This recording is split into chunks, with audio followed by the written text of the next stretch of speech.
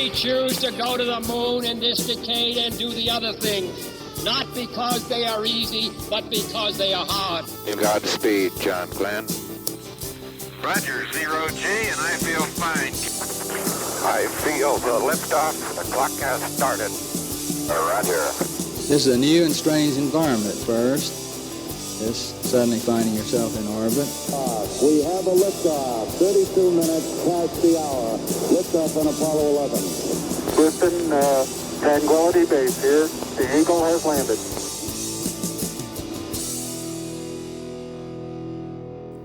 Hello and welcome. This is Michael Annis, and you're listening to episode 46 of the Space Rocket History Podcast. And now, Mariner 4.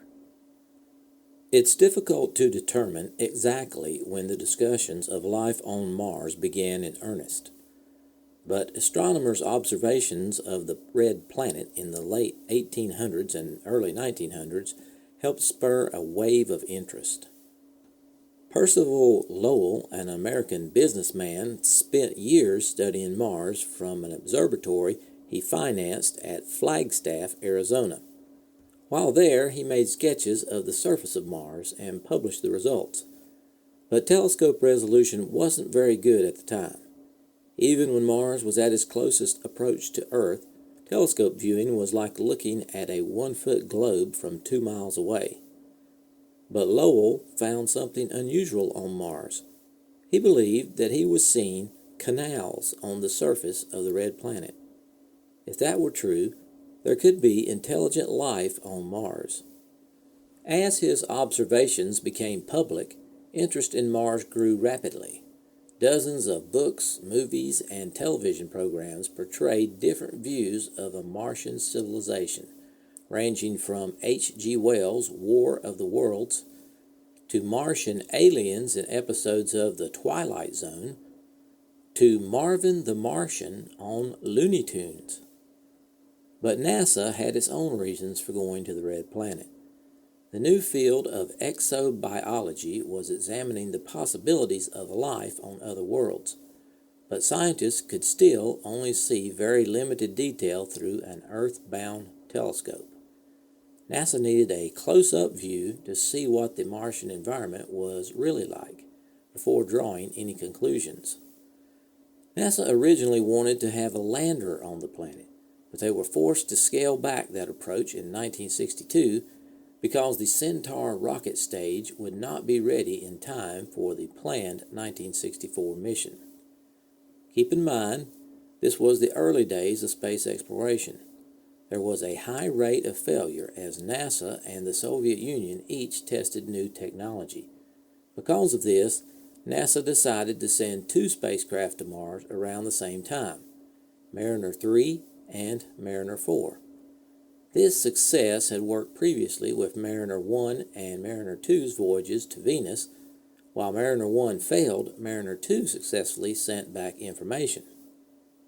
Mariner 3 and 4 were identical spacecrafts. Mariner 3 was launched on November 5, 1964, but the shroud encasing the spacecraft atop its rocket failed to open properly, and Mariner 3 did not get to Mars. Now let's move on to Mariner 4. Mariner 4's primary objective was to conduct close-up scientific observations of Mars and to transmit these observations to Earth. Additional goals included performing field and particle measurements in interplanetary space and providing experience and knowledge of engineering capabilities for interplanetary flights of long duration. The Mariner 4 spacecraft consisted of an octagonal magnesium frame, 1.3 meters across and 45.7 centimeters high. 4 solar panels were attached to the top of the frame with an end-to-end span of 6.8 meters. A 1.2 meter diameter high-gain parabolic antenna was mounted at the top of the frame as well. An omnidirectional low-gain antenna was mounted on a 2.2 meter mast next to the high-gain antenna. The overall height of the spacecraft was 2.9 meters. At the bottom center of the spacecraft, the television camera was mounted on a scan platform. The octagonal frame housed the electronic equipment, cabling, mid-course propulsion system, and attitude control gas supplies and regulators. Most of the science experiments were mounted on the outside of the frame. It weighed in at 260 kilograms.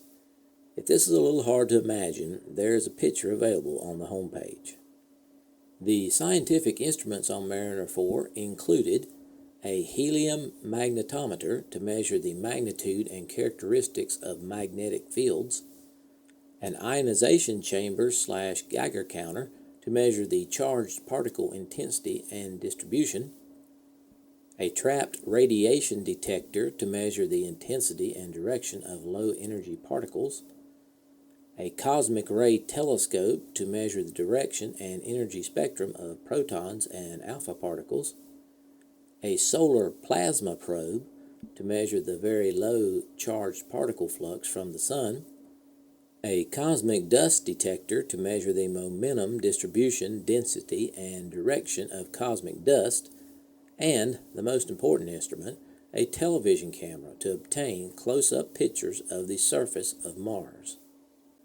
Electrical power was supplied to Mariner 4 by 28,224 solar cells contained in 4 solar panels. The panels could provide 310 watts of power at Mars. A rechargeable 1,200 watt-hour silver-zinc battery was also used for maneuvers and backup. Monopropellant hydrazine was used for propulsion via a 4-jet vane vector control 222 Newton motor. Attitude control was provided by 12 cold nitrogen gas jets mounted on the ends of the solar panels and 3 gyros.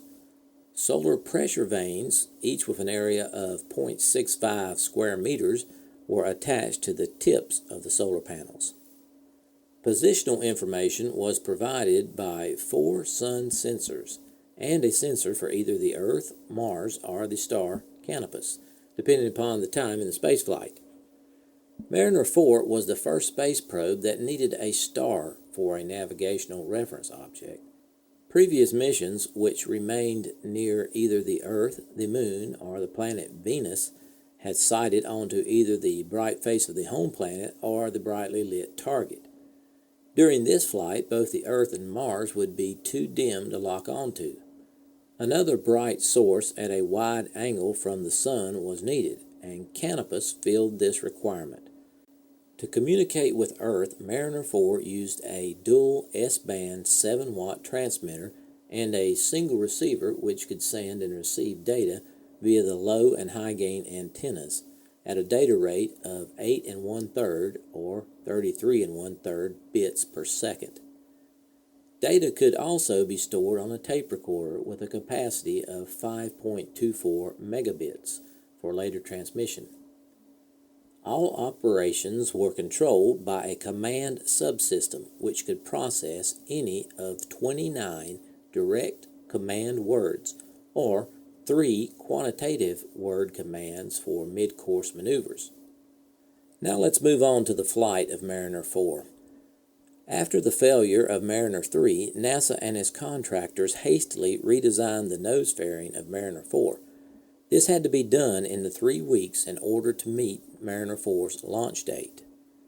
On November 28, 1964, Mariner 4 was successfully launched on an Atlas Agena D launch vehicle. Here's the audio. From Table 1, CO in the blockhouse. November 28th, 9:22 a.m. 25 seconds, man, counting. Atlas on internal power. Arm switch to arm. 10. Gina ready, switch on. Spacecraft to internal power. 5. Clear to launch. We're counting. Engine start. Ignition. Liftoff. Going up. Roger. 13 seconds. We're on our way. Roger. 10 seconds. Look steady. The trajectory looks nominal to date. Roger. Science System Engineer. All green, no deviations. Mechanical System Engineer.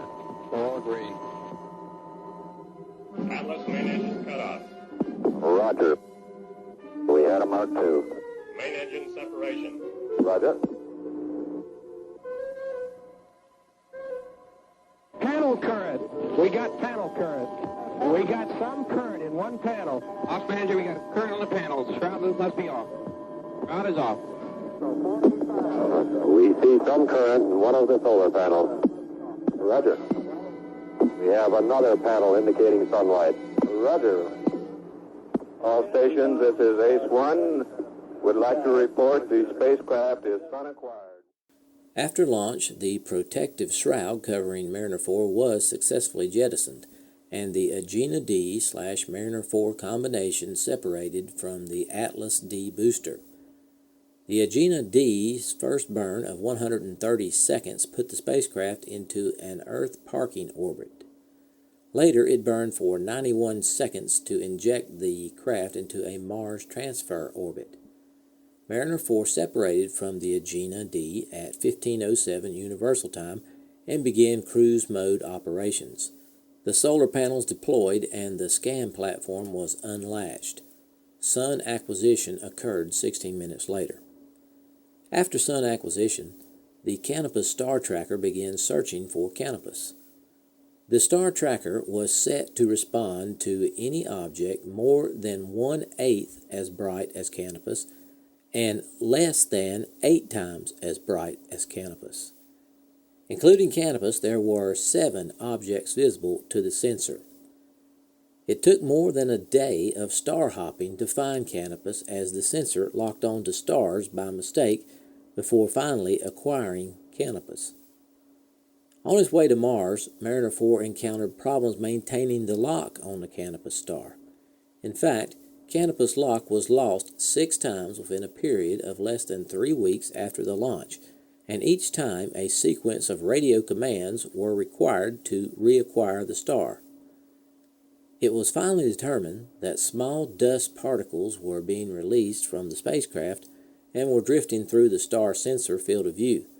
Sunlight scattered from the particles made them appear as a bright star. When the particle was bright enough that it exceeded the high limit of 8 times the illumination of Canopus, Mariner 4 would automatically disacquire Canopus and initiate a roll search for the new star. Finally, on December 17th, NASA sent a radio command that removed the high limit, and Mariner 4 remained locked on Canopus for the remainder of the flight. On December 5, 1964, it was time for a mid-course maneuver. Here's the audio. On its injected course, Mariner 4 would pass 150,000 miles from the leading edge of Mars. Desired trajectory was 5,000 to 7,000 miles from the trailing edge. A corrective maneuver was set for December 5th. The maneuver accomplished. Mariner would pass about 6,000 miles from the trailing edge of Mars. Both the pitch and the roll changes were completed with better than 1% accuracy. The velocity change was about 2.5% accuracy.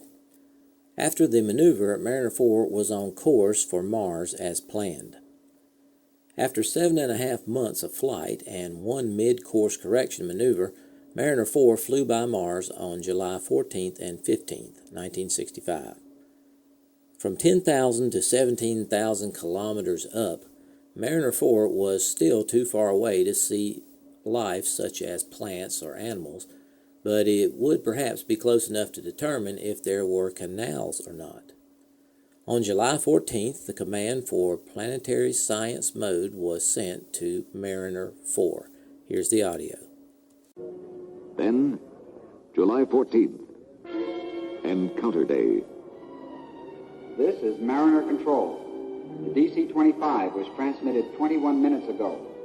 In about 3 minutes, we hope to receive an indication that Mariner has responded to the command. John Cassani, Spacecraft Systems Engineer. The DC-25 command should initiate the platform scanning action. If the command is not received, the spacecraft will initiate the scanning itself in about 1 hour. Sensors on board the spacecraft should automatically position the platform at the correct angle and then switch the telemetry to the encounter mode. After that, the spacecraft should start the picture recording sequence. That will be the payoff. The camera sequence started and 21 pictures were taken. The images covered a discontinuous area of Mars covering about 1% of the planet's surface. The closest approach was 9,846 kilometers from the Martian surface. The images taken during the flyby were stored in the onboard tape recorder, and at 2:19 Universal Time, Mariner 4 passed behind Mars as seen from the Earth, and the radio signal ceased. The signal was reacquired at 3:13 Universal Time when the spacecraft reappeared. Cruise mode was then reestablished. Transmission of the taped images to Earth began about 8.5 hours after signal reacquisition and continued until August 3rd.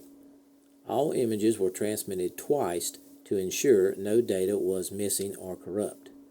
Here's a clip of how the data was interpreted in 1965. The pictures and data recorded by Mariner 4 revealed Mars to be a cold, barren planet. The atmosphere contains little or no oxygen and appears to be composed largely of carbon dioxide. There were no obvious traces of the canals, as indicated on maps of Mars, no evidence of life forms, but the pictures cover only 1% of the Martian surface.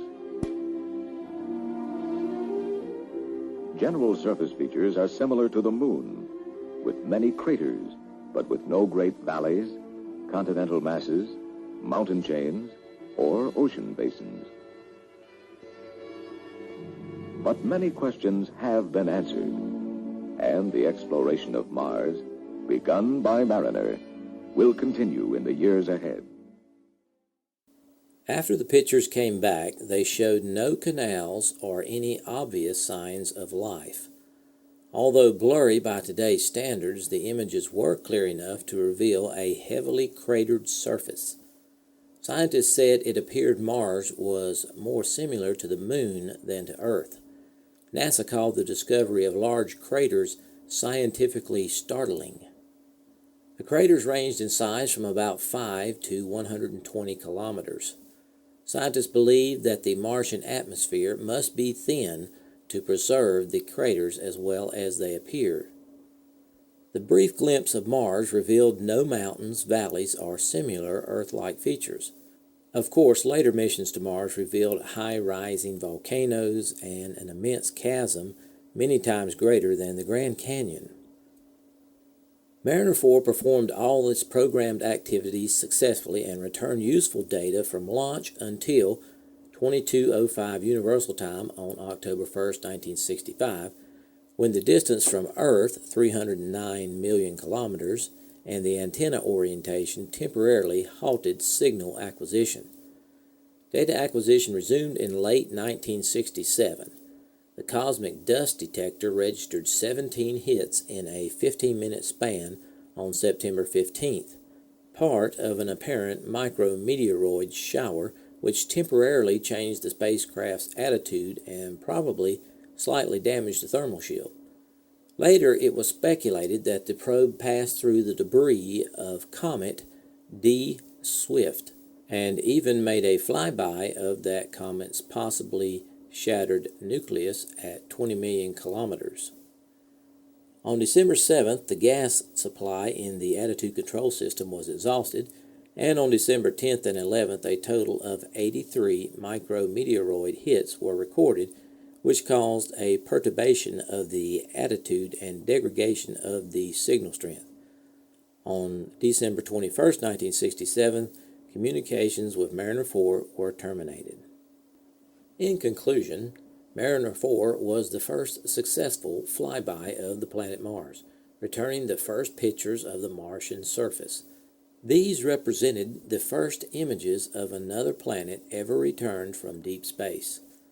The total data returned by the mission was 5.2 megabits. All experiments operated successfully with the exception of the ionization chamber Geiger counter, which failed in February 1965, and the plasma probe, which had its performance degraded by a resistor failure on December 6, 1964. The images returned showed a moon-like cratered terrain, a surface atmosphere pressure of 4.1 to 7.0 millibars, and daytime temperatures of minus 100 degrees C were estimated, and no magnetic field was detected. The cratered images and measurements of a thin atmosphere led some scientists to think that Mars was similar to the Moon, and it squashed some views that Mars was a haven for life. According to NASA, the Mariner 4 mission forced most exobiologists to accept that life would not be obviously found on Mars. There was disappointment among some scientists and the public alike. The New York Times remarked, quote, "Mars is probably a dead planet," end quote. However, there was a large degree of uncertainty because the mission had only imaged a part of the planet and had spent less than half an hour doing its work there. Later missions showed the moon-like features were not typical for Mars, but only for the more ancient region imaged by Mariner 4. Perhaps Mariner 4's greatest lesson to science is to not jump to conclusions based on limited data.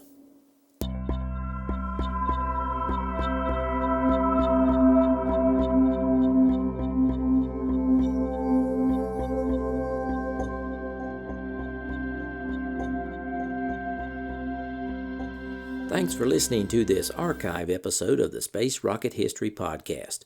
If you are financially able, please support the podcast by going to the homepage, spacerockethistory.com, and clicking on the orange Donate button or the Patreon link. Thanks.